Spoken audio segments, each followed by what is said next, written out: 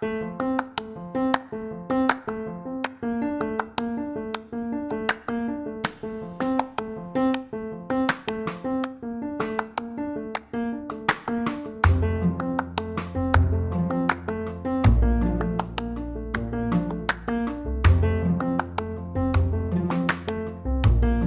20 years ago, my realisation of the need of women who were living on their own. So I went looking for groups of women who were collaborating on their housing arrangements in later life, and I found lots of examples. And I came back and ran a workshop in London, inviting women from all the networks in London. About 6 of them went away after this workshop, all excited and saying, let's do it, let's do it. And that was the beginning of Ouch. I'm asked quite often, why has it taken so long? And my standard response is, I think the group was born before its time.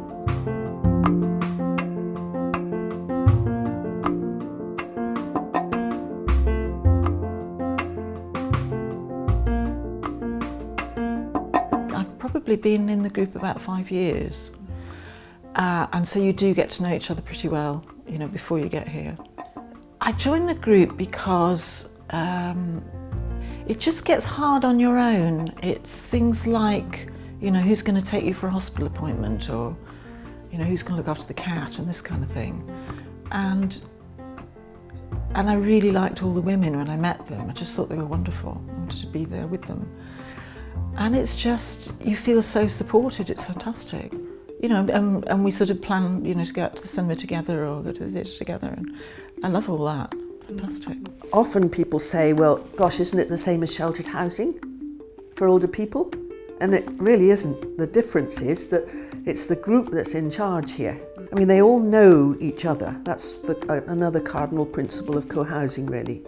They know each other, whereas if you go into sheltered housing, you know, if you go in new, nobody knows you, they probably likely not to know each other very well either. I like the idea of we all look after each other and we can do things for each other, you know, in sickness and in health and all that. But yeah, and just sharing things. Like I used to get fed up with gardening, but if you're doing it with other people, it's more fun. You can join in with what's going on, but then you can close your door and be on your own.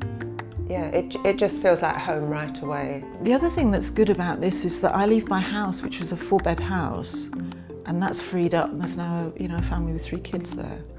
So I think it's an idea whose time has come, now that there's a whole housing shortage and all of that. They kind of look at the bottom end of things, you know, helping the sort of first-time buyers in, but actually if you free up at the top end, that also might help.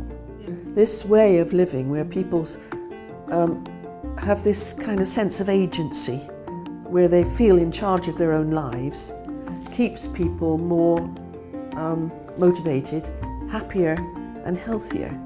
And I think we'll all just keep going a bit longer than we would have done otherwise.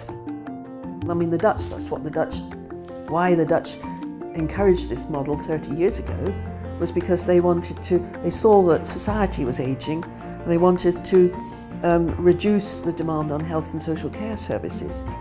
And I mean, boy, do we need, at the moment, in this country, to do that.